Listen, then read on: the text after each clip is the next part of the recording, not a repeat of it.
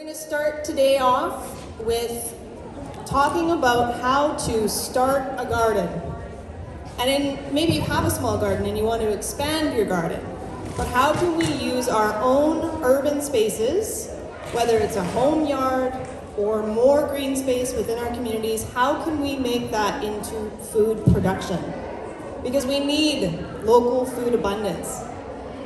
So today, this is what we're going to talk about, and I believe we've gotten started. We're going to press play, and if you'd like, you can come and have a seat, listen where you are, and these will be recorded and are going to be on the Buckerfield's TV YouTube channel too. So in partnership with Buckerfield's, we have the Shuswap Food Action Society. And it's been around for a long time, since 2006 when they started an Eat Local campaign. And we've gone through many different iterations of the board and change, but now we're on it. We are focused and passionate about food security in our region because we know that it's so important. And we feel very blessed to live here in such an abundant and beautiful place as the Shuswap. Our mission is to build community around food. Local food as much as possible, but food in general. We all have to eat. Our community thrives when they eat well, and especially the best food is fresh food.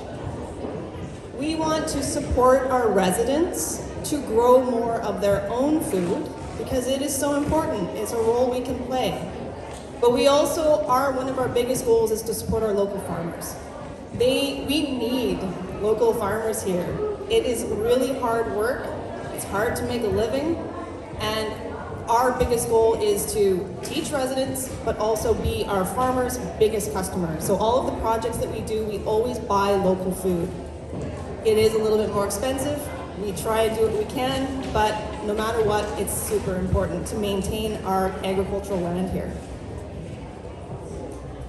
So who am I? My name is Melanie Bennett, and I've been volunteering with the Food Action Society for like 8 years now, and I just wanted to find my tribe of people who care about food because I really like to eat.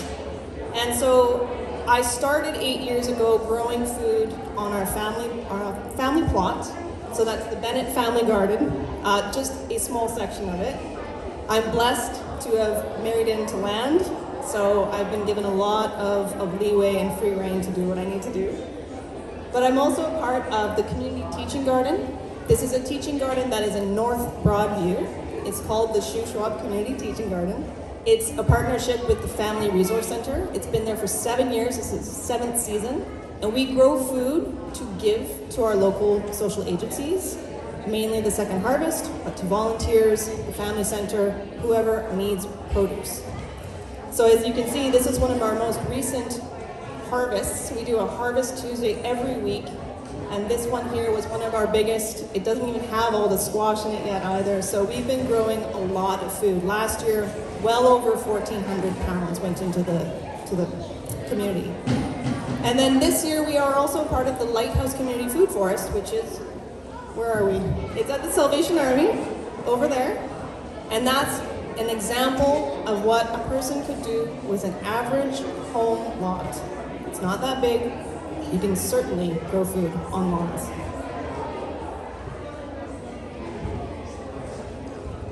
Affordable healthcare. Grow it yourself. Fresh food is the best food. What we're buying from the grocery stores isn't even nutritious anymore. It's shipped for so long, it wasn't picked right. It isn't doing us any good. And a healthy community is a thriving community. You know, we've heard the term victory gardens. That is happening now again. It's happening in other places. You know, Vancouver and Victoria, they all have their own businesses now to create victory gardens. They were a big part of the campaign during the World Wars. It was all about how can you help yourself to take the pressure off of the farmers, the commercial agriculture. How can you help the war effort? I know we're not in a war, but yet these are unprecedented times, and with that comes, it's just time to start having our own self-sufficiency. With anything that you ever do, it's probably a good idea to ask yourself why. Why do you want to grow your own food? I can tell you why you should. You have to ask yourself, why do I want to? Is it to save money on food bills? We all are watching the prices rise. For fresh food especially, I mean, it's also the packaged food, but for fresh food. Is it for your health to have fresher, healthier, more nutrient-dense food? So again, when you pick something ripe, it is full of the best nutrients. And if we control our own soil and what goes into it, we can also manage the amount of nutrients that we get. We know also that, over the last 20 years, we're seeing the rise of ill health and, autoimmune conditions. All of this is rising. And why is it? I believe it's a lot to do with the food and the way we eat. Is it to lessen the burden on the environment? We can see agriculture and industrial agriculture is very hard on the environment. Large swaths of land are tilled every year, a ton of resources, and fertilizers, a great deal of water. It has a huge environmental burden. Not only that, the growing, but then also the shipping. Do we want to learn a new skill? I mean, some kids at this point don't know what a potato looks like. They've only had French fries or chips. They don't know that potatoes grow on the ground. So these are skills that cannot be lost. And being self-sufficient. Brad DeMille was here yesterday. He talked about why the prices are rising and what we can maybe expect this winter. The prices are going to keep rising, and there will be levels of food shortages. He said rolling food shortages, and that's just because California is in a drought. Mexico and Peru, all of these places, we're relying on shipping for 75 to 90% of the food we eat. Being reliant on that system is dangerous. So I would say it's all of the above. So this is why our organization would tell you why should you grow food. So for all of those other reasons, but also if more people grow more food, we can share more produce. Yesterday, our first talk was a food security panel. It was heads of agencies telling us what is actually happening here in the Shuswap. They all said the same thing. The need is greater than ever, and there is less donations coming in. There is less food, and their dollars to buy food is not stretching as far.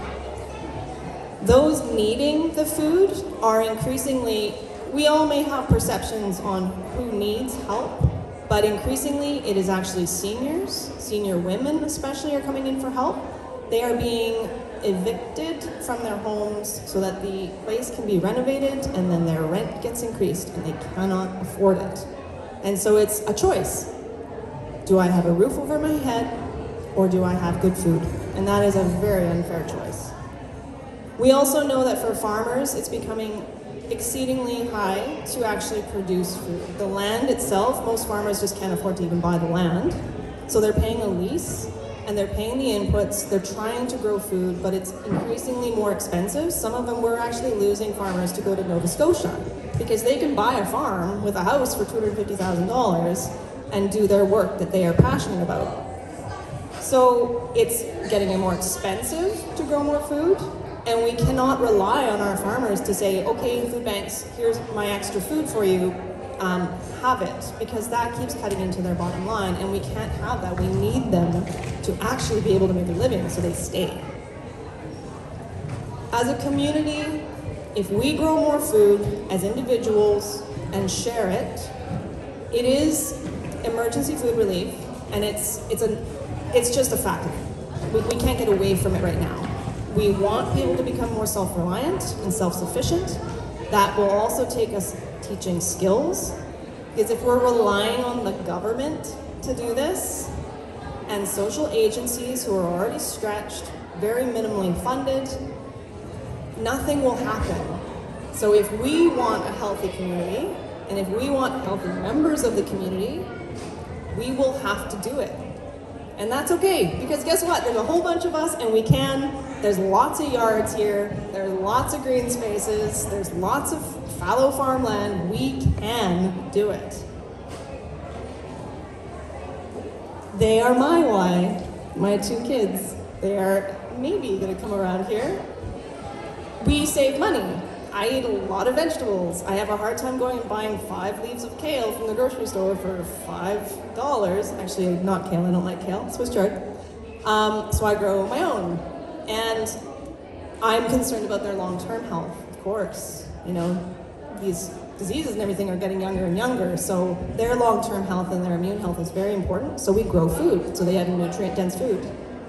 We really value the land, so I'm teaching them how to care for nature because they are the future. This is Duncan and Kaylin. They are learning how to do this. They are growing their own food. I came home one day from the teaching garden, and they went into the garden and they took all this food out of the garden and said, "Look, Mom, we harvested all of this." And they love those golden beets. Like everything there, they are loving. And they also are learning how to become volunteers. They are members of this community. They go to the teaching garden. They help because this is a skill that cannot be lost either. Generations past, they volunteered. This has been lost in our pursuit of individual happiness, and it's not serving us well. So we know our why.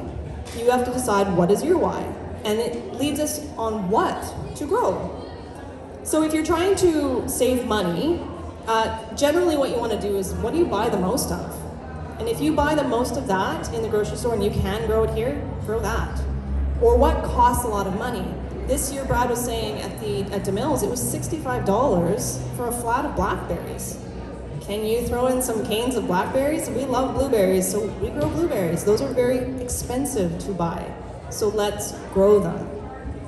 If you want to improve your health, then focus on those plants that are really, really good for you.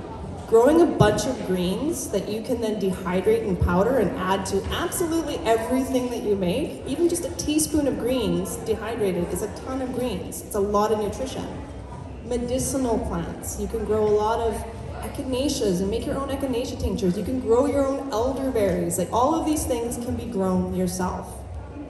And if you want to become more self-sufficient and not be reliant on the food chain, you can be focusing on those things that actually store really well. Unless you can actually have a cold storage or have an adequate place in your home that stays cold enough, there's a lot that you can leave in the ground.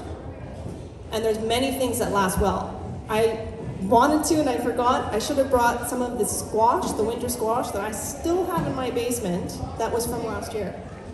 And I will go and feed the chickens now, because now I have fresh squash. But they last really well. Potatoes, carrots, all cabbages, all these things last a really long time, and those are great crops to focus on. But most importantly, grow what you like to eat. I don't know why I keep growing radishes. I don't even like radishes. And yet, they help break up the soil, and they do flower, and those little pods are actually really good. I don't like kale, so I've stopped growing kale. I like Swiss chard, I like collards, but I don't like kale, so why do I keep growing it? So grow what you like to eat. Start with that. And what can we grow here in the Shuswap? Basically everything. And in fact, we had a lady here yesterday who's growing banana trees in her greenhouse, and she has bananas growing. My greenhouse this year is 50 degrees. Granted that a lot of things require it year-round. We cannot grow tropical, but we can grow basically everything.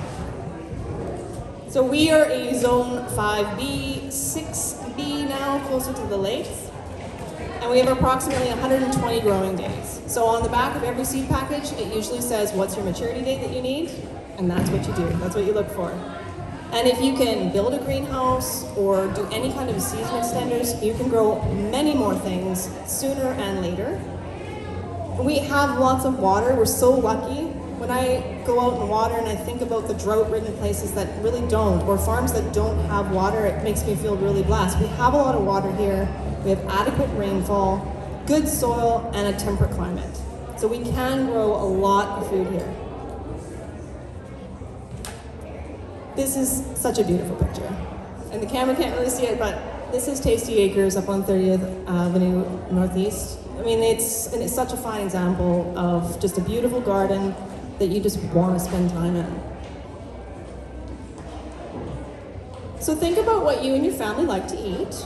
You can ponder it over the winter as you're going to be looking into seed catalogs, and then you can start imagining where. So if we're talking about our urban environment, which my passion is to see every yard with a garden.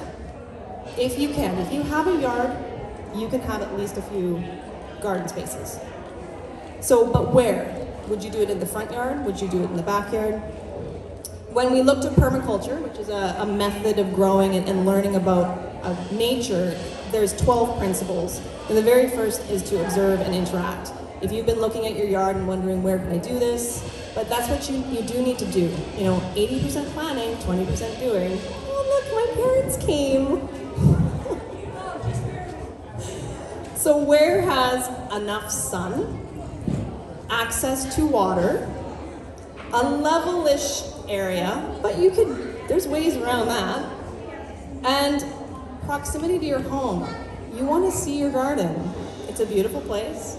You also can keep your eye on it, and it makes you actually interact with it. Will you do it in your front yard, or will you do it in your backyard? Or maybe you'll do it in both. Maybe you'll do it on the sides of your yard, and you can do it everywhere. But what do you want? Because where do you want to spend your time? Do you want it to be really private, so you might do it in your backyard? But if your backyard is all trees and you only have sun in your front yard, you'll do it in your front yard. If you're going to do it in your front yard, one caveat to that is think about all the cars driving by and the road dust and fumes, and you may want to put a little bit of a hedge and a buffer. But one other thing that we should also say is, if you don't have the space to garden, if you have so much space, but you're just by yourself and you can't do it all by yourself, why are we not considering also doing it together? Can we invite family, friends, neighbors, your neighborhood? Can you create your own community garden in your neighborhoods? Can you ask your family to come and do it with you, or friends who don't have, maybe they live in a condo? It is a lot more fun doing it together. It makes it a lot less work. You can share the costs, you can share the bounty. So it's just a perception. Do we all need to do everything by ourselves, or can we start looking at how we can do it together? So once you've established where, you're going to do it all around your house. Every square foot of your place is going to be a garden now. Then you're going to look at what? So there's traditional, conventional gardens. It could be in the ground, it can be in raised beds, it could be in pots, it could be whatever. Just sort of more of a traditional, things are contained and everything's neat and tidy and organized for the first year. Or do we look to permaculture again and start thinking about food forests? This is kind of a new, fun term and everybody's getting in on it. And I just had this vision the other day of could we have businesses actually sponsor small food forest areas all around town? And then their staff is actually responsible for going and actually tending it. We could have all these pop-up food forests. Doesn't have to be huge, because really what it is a canopy layer, fruit or nut tree, something that produces food, some lower level, some berry bushes, things like that. And then in the ground you could be planting your vegetables. So it's just a collection of plants that work together that can benefit and feed each other. So we've decided on why, we know where, and we're leaning towards what we want to do. So how about how to do it? Here's the meat and potatoes of everything. What does a garden need? It needs sunlight, so 6 hours at the very least. And it depends on what you like to grow. We've decided what we want to eat. If you like those heat-loving plants and things that have roots or fruits, it needs a lot of sun. If you want it for your health, you're thinking, I want to do lots of leafy greens, I want those brassicas, things like that, you can get away with less. And they will actually prefer the shade because it's too hot otherwise. So you do need water. There's lots of ways to do that. In the city, in the urban environment, like we're talking about here, we're doing city water, chlorinated water. It's still water, but there's ways to mitigate the chlorine by leaving it out in a barrel for 24 hours. The chlorine comes off. It's better for the soil that way. Can you capture the rainwater though? Do you have a well or rights to a stream? Because that's really good water. And so all of them have their pros and cons. You do need soil, of course. All of our yards basically have soil, probably a lot of clay, but if you can have clay with a little bit of sand, a little bit of loam, which is sort of a nice mixture, and then you need nutrients. You need to have some compost, some manure, some leaves, some grass, all these things. So you need that growing medium, and then of course you need the plants. You can get seeds. We're going to talk about that a little bit more, but seeds from local companies are generally better because then you know that it grows here. You can get seedlings from nursery, or you can start your own, of course. And fruiting trees or shrubs from nurseries, you can get small or big. It really depends on when you want the food. If you want the food sooner, you're going to have to grow a bigger plant. Or you can start meeting the people who have these things like the raspberry and blackberry canes and all of those perennials and start asking about dividing them. Take out a chunk, plant it in your yard, free plant. Oh, and then you need some basic tools. Mainly you just need a shovel, maybe a hoe, and you need some muscle. And it's great exercise. Why spend money on a gym pass when you can just grow a garden? There's endless resources online. Watch some videos. Some of my favorites are the MI Gardener, so it's like Michigan Gardener. They have a sort of a similar season. He's tons of fun to watch. He talks really fast, but there's like 1,000 videos to watch, all right from the get-go to everything. Hugh Richards from the UK got a beautiful garden. Charles Dowding. I mean, there's just endless people to teach you how to grow a garden and how to do it well. So look online. That's what you should do all winter. Is just watch videos and read books and imagine your garden. And come talk to us at Food Action Society. But as I was talking to my girlfriend here this morning, a smaller garden where you actually use the food is still better than a really big garden that most of it goes to waste. So start small, get good at it, grow lots intensively, and then build as you develop such an amazing love for growing your own food that you'll want to use more space. So will you grow above the ground, on top of the ground, or in the ground? And so raised beds versus in-ground growing, they all have their pros and cons.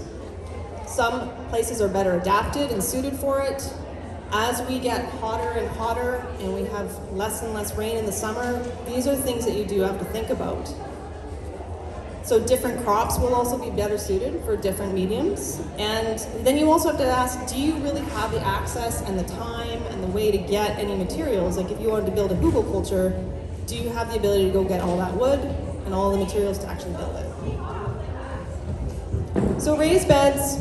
This bed here is from the food forest, just over there at the Salvation Army. These are a metal stained steel bed that we bought in Kamloops.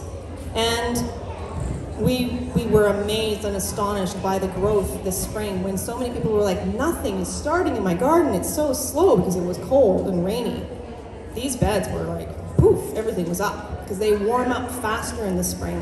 Anything that's up above the ground is not dealing with everything that's cold below. So they do warm up faster, but they also can become much drier in the summertime, depending on the content of what's in it. So yes, you can more easily manage your soil. So if you have just like rocks and clay in your yard and you put a shovel in the grass and it's like, yeah, it's not going anywhere because it's all rocks, yeah, you may want to consider building on top of it. So you have to look at your individual conditions and decide what's going to be best for you. So you can decide on and build your soil in a raised bed. And then depending on the materials used, the maintenance can be a cost. So these ones here, these are like $350 beds. They will never need to be replaced. And so far the rain, nothing seems to be like rusting or anything, so they won't need to be replaced. But, man, they get hot. So this is, we learn things every year, so we have to figure out ways to mitigate that next year. They get hot. So, do I like the metal beds? Not so much in this particular space because it's full sun all day long. So, you can do pallets. My dad over here and my mom, they built beautiful beds this year out of pallets. We have them at the community teaching garden too, so you can definitely use pallets. That's free. You just need some skill, and that can be found, and a little bit of time. Raised beds can be made out of wood. Obviously, cedar is the longest lasting, but it's also super expensive. And cedar will last a long time, but the expense is great. Other woods won't last as long. I mean, we're still talking years, but it will be an expense, especially as wood keeps getting higher and higher. Raised beds are nice because it does minimize weeds. You do get encroachment unless you have pathways, and you will get weed seeds in it, but they're far easier to manage than in the ground. And then it is nice if you have adaptability issues, or if bending down on the ground all the time is really hardship, then having a raised bed is really nice, especially if it's really raised. You can put a little seat on it, you can sit on it, and it's really comfortable. And so these are considerations. Otherwise, you can also build on top of the ground. So you don't need it to be contained, you don't need that expense, but you can still build on top through methods of lasagna gardening, which is layering different kinds of materials together, much like lasagna, to build soil. And in our case here, what we did at the Food Forest is we did build Hugelkultur. So this is a German phrase. It's mound culture. And so basically what they do, it's a method of managing some of the forest debris, and they use primarily rotten birch as your base, but dead rotten wood. You can't have fresh logs. It doesn't absorb, it may sprout. So logs as your base, then with your debris and branches and clippings and grass and compost, you just keep layering all of this up. You've got this beautiful mound. You're gonna cover it with straw or hay. Straw is preferable, less seeds. And eventually over time, it's gonna settle into beautiful, soft, loamy soil. It maintains water, but it's not as effective in the first year. So if you're like, I wanna grow food for the spring because I don't really know what to expect, build a hugel mound, but also be considering other methods. These hugel mounds that we built at the Salvation Army, they did actually produce a lot of food. We were really surprised by it. So they did well. Could they be better? Yes, and we'll improve on them this fall. So with the hugels, you do have to do it properly, so do learn about it. You've got to water everything in, you've got to use the right materials. So it's definitely worthy of learning about, but it is really nice and it works great. And especially as we go into droughts in the summer, anything that can maintain moisture is of benefit. And it's a great way to use garden waste or debris or woods, anything that you have in your yard, it's a great way to use it up. I don't do straw bale gardening, so I didn't add it in here, but straw bale gardening is also an option and something to learn about if you're interested in that. But straw is also getting very expensive now. It used to be super cheap, now it's not. And there's techniques to that too, so if it's something that interests you, you'd have to look into it. So in the ground, yeah. I mean, all you really need is soil, sun, and water to grow food. So it just depends on how much work you want to do. The most immediate, if you want to grow food like now, you still technically could grow lettuce and spinach and all those things. You just have to dig out the grass. That just takes more work. It's just more grunt work. It's muscle building. If you do want longer term and you have the space and everything like that, this garden here used to be covered with a tarp. This is at the community teaching garden in North Broadview. It had a tarp on it, a silage tarp, and after a year, the soil was so crumbly and so easy to work with because all of that had biodegraded and went back into the soil. Yes, there are weeds, but we're managing it. So what do I do? And I've been asking myself and asking others, if you were to grow a garden, what would you do? Would you do in the ground or raised beds? They're all saying in the ground. Raised beds can be really nice and they look tidy and they are easier to manage. So again, it depends on if it works for you. But growing in the ground gives you, so we can use the existing soil. You can choose to frame it, and I've used lots of random pieces of wood to frame it, much to my in-laws' dismay, because it doesn't really look really great, and they fall apart a little bit, but you can. You can make them any shape or size, and the key though is that it has access to the water that is down below, and the nutrients that are down below, as opposed to a raised bed, which is just like you have to keep feeding it. When you do it raised, so the permanent raised mounds, which is also a market gardening technique, it is raised, so it does warm up a little bit more than just if it was just flat. And then I'm just managing that row too, so I can keep it weeded, I can just add the compost where I need it to be. I use cardboard in between, so I'm using my hoe, I'm moving soil around, making a mound, flattening it out, trying to make it kind of straight. It really depends on if you're OCD, you can put down lines, you can use tape. I just use a hoe and mound it, look from afar. And then you can use cardboard for your pathways that will then be covered with wood chips in my case. And then you can just make permanent raised beds and they just stay there. To till or not to till, that is the question that you have to decide. If you have access to a tiller, if you have a large space and you want to do it this first year, great. Till it up, get it ready, get rid of the sod. It does break it down, but over time the goal should be to not till. That's our opinion. And the reason is that you are maintaining the life that's under the soil by not tilling it. You keep feeding it from above. All those nutrients keep going down. They feed the fungus, which is really the powerhouse in the garden.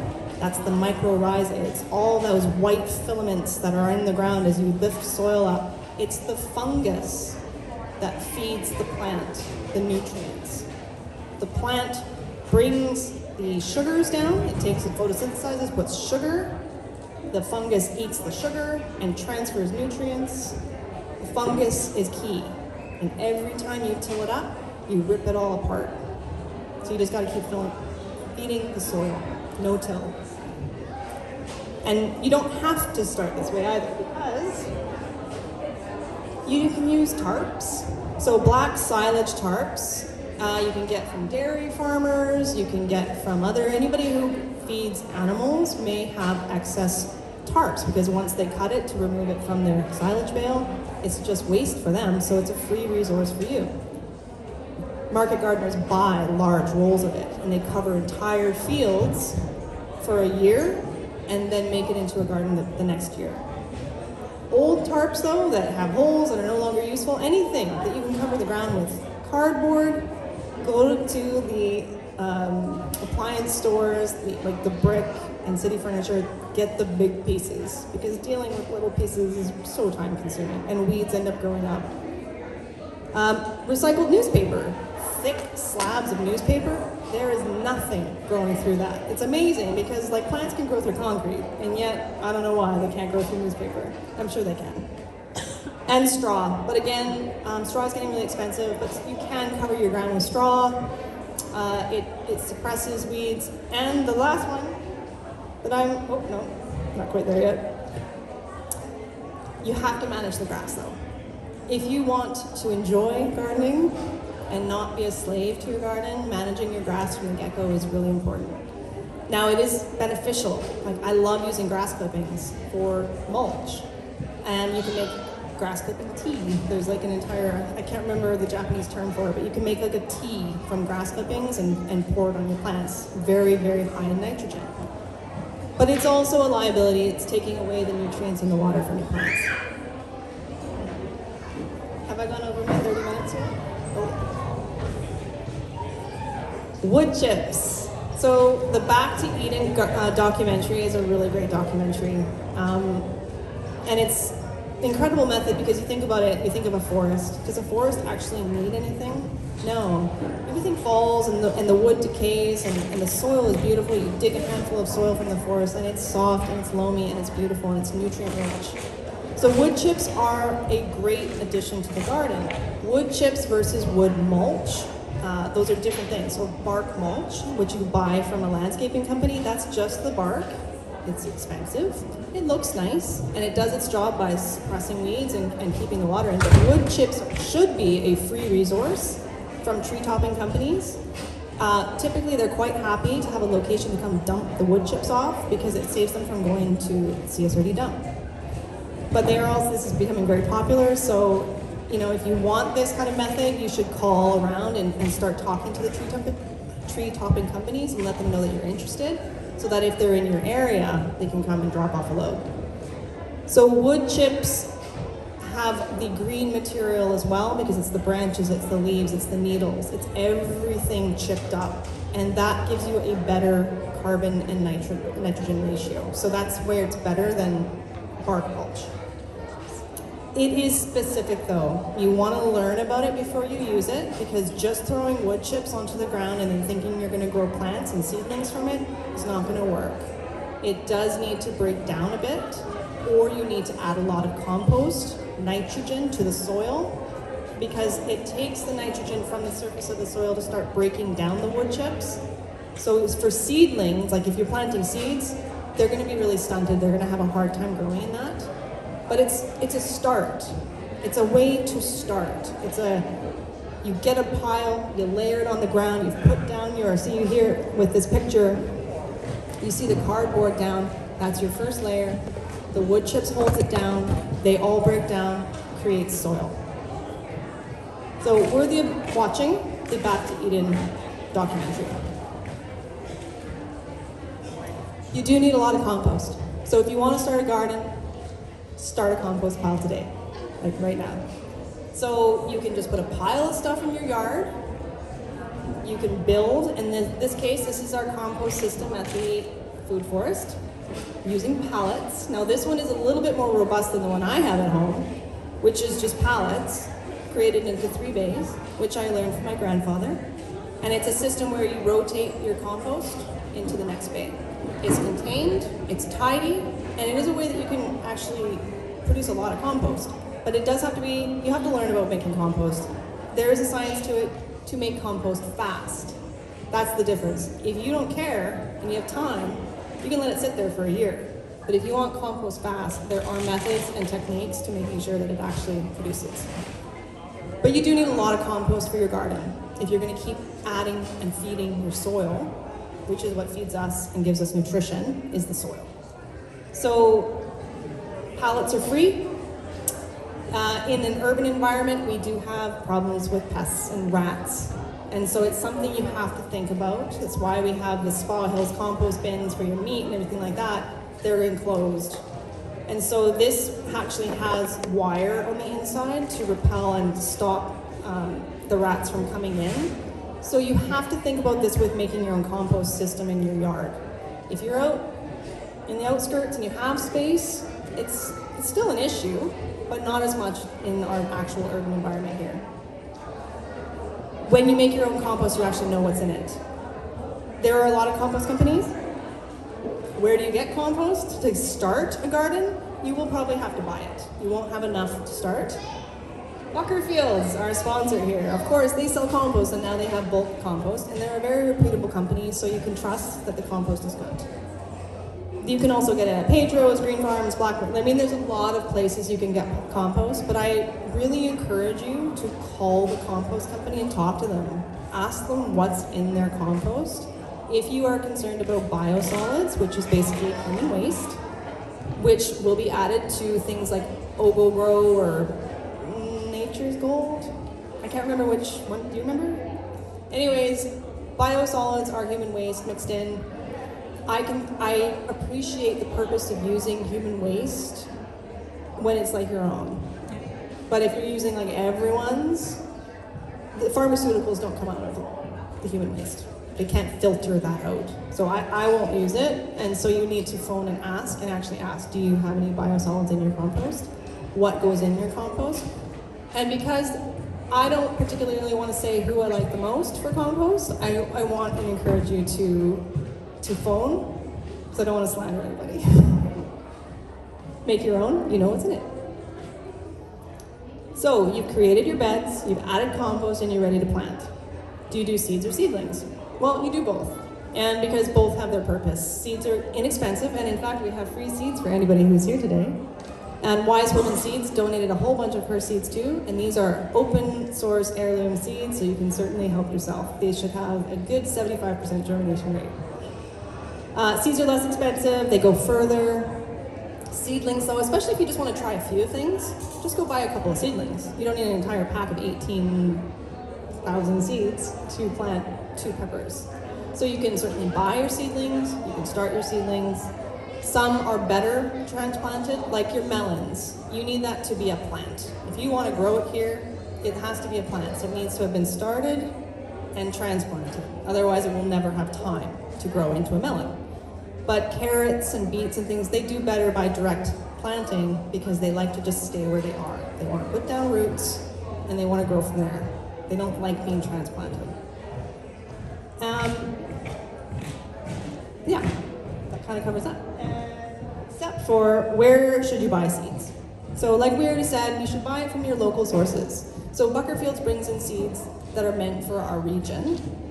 And I mean, Askew's has all of the Pacific Northwest. They're meant for our region, but our local seed saving companies, they're great to support because they're really serving us. They're providing us with a diversity and open pollinated seeds, and they know what they're doing, and they're trying to make a living at it and keeping our diversity alive. Seeds from the store are not GMO. It's a question that comes up. They are not GMO. Our commodity crops are GMO because that's what makes them money. But so the seed GMO companies may be buying seed companies. That's an entirely different topic. But those seeds are not GMO. They are either organic or heirloom, which means they've been around for a really long time. They're open pollinated, or they're hybrid, which means they're taking the best traits from one plant to another and squashing them together and making a new plant, and then keeping those seeds. If you want to be able to seed save, you will need to use heirloom seeds. And if you don't really care and you're just going to keep buying seeds, then you can use the hybrid, because the hybrids have a purpose too. Sometimes they're disease resistant, some that they're bred for specific traits, so they're great too. There's nothing wrong with hybrid seeds. But you just can't really keep the seeds because you won't know what to expect. You can try it again, because gardens, it's an experiment and it's fun, and you'll see what happens next year. I have, by the way, squash cross-pollinate like crazy. So you will never be able to keep your squash or melons or cucumber seeds because you won't know what to expect the next year. Just fun in itself. So you've built and you've planted, and now you're gonna mulch again, because mulch is key, especially as we have a hot, hot summer. We have to keep the moisture in. You can use straw, you can use hay, but hay has more seeds, but it also has more nutrition. Straw has no nutrition. I like to use straw at the end of the season, like a big old quilt on the garden. It keeps the heat in for any remaining plants, and it will break down over the winter. Compost is a great mulch. It's still protecting the soil and it's feeding it. But it's an expense unless you have lots of your own. Grass clippings are free. So if you still have lawn, even though you've done a lot of garden space now, if you still have some lawn, use your grass clippings every time. Or ask your neighbors for their grass clippings, as long as they aren't using weed and feed. So you don't want we're not supposed to be using weed killers in the Shuswap, I don't think, but that still happens. Chop leaves, so gather those leaves. They're not waste. I know if they go to the CSRD landfill, it becomes compost, but that is like gold for your garden. You can make leaf mold, which is just a big mound of leaves, or you mow them and chop them into a fine litter that you put all over everything. And you keep bags of them beside your compost, so every time you add green, you add brown. So leaves are gold. And wood chips. I use them more for perennials. Again, it's that competition with the nitrogen, but perennials' roots are so far down that it doesn't compete, and it just works really well for a perennial garden. A weed is only an unwanted plant. So most of the plants that we have here in our gardens are actually like far more nutritious than the annual crops that we grow, because they're adapted, they're resilient, they mine for nutrients, they're rock stars. So you have to just sort of reframe how you think of what a weed is. Dandelions are actually highly nutritious. So, so manage your weeds, certainly. You don't want them to compete, so maybe you do remove them from your actual crops, but can you leave some in some places? Plantain is actually an excellent weed. Anytime you get a sting, you chew up a plantain leaf and you stick it on there, and it takes the sting away and it helps your body to heal. Plantain is really nutritious. Purslane, which is a summertime weed, it grows everywhere. It's like a succulent. It has more omega-3s than any other plant that's out there, and more than flax. Tastes pretty good, actually. So weeds are highly nutritious. Can you leave some? Because often when they do flower, they attract so many pollinators. And also, they create weed tea. So if you don't like weeds in your garden, I don't. I like clean. So I do remove my weeds, but now I'm chopping and dropping. I'm ripping them up, I've got shears, and I'm leaving them on the soil. They took all the nutrients from the soil in that space and put them in their leaves. And if you just take it away, you've just taken away a lot of nutrition from the soil. So put it back on.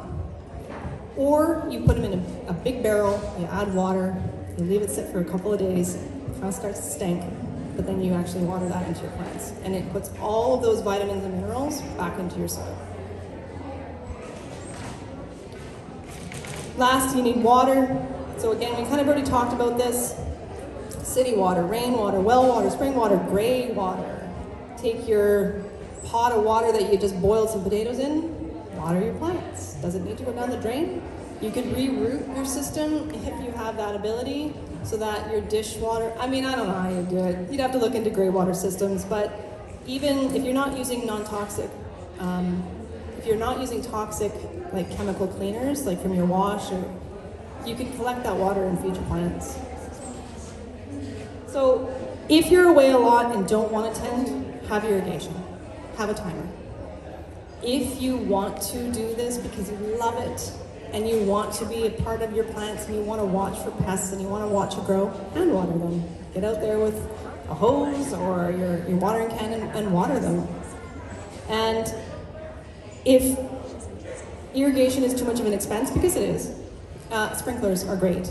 If you're going to water your garden, water it in the morning so that it has time to dry with the sun.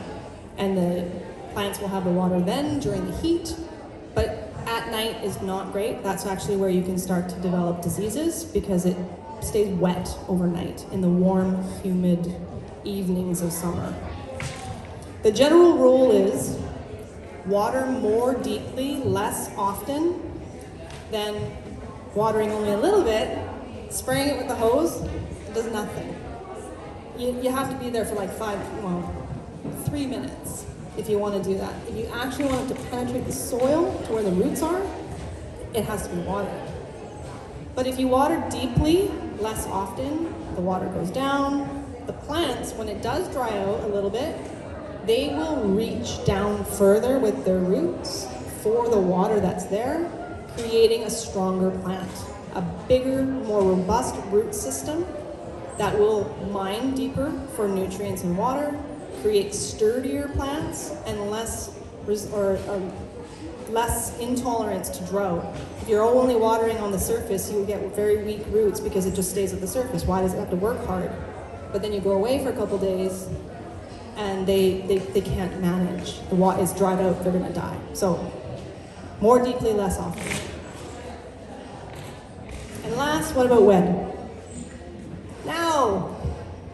So fall, we have a presentation at 3 o'clock with James and Harriet Hanna, who are like our resident Brian Minters. They know everything about plants. So if you have questions, they're gonna be here. You can ask them literally anything. And they are gonna talk about how fall is actually like one of the best times to plant. You get those plants in the ground now, especially like perennials. Like if you want to get some fruiting shrubs and canes and strawberry plants and things, you want to start those, you start them now. It has a bit of time to sort of get hunkered in, and then come spring, boom, it's going to start growing. So they're going to talk about that. But you can also be prepping your space now.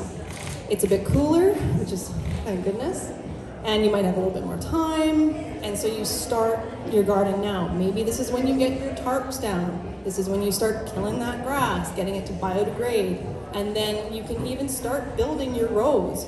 You could build your rows now, cover it with a tarp. Come spring, after it's warmed up, you remove the tarp, voila, you have a garden. It's amazing. And so, yeah, beginning now, like I said, Brad DeMille was here yesterday at 11, says prices are going up, they're not gonna go back down. And most of our food comes from the States, We are not a priority to the States.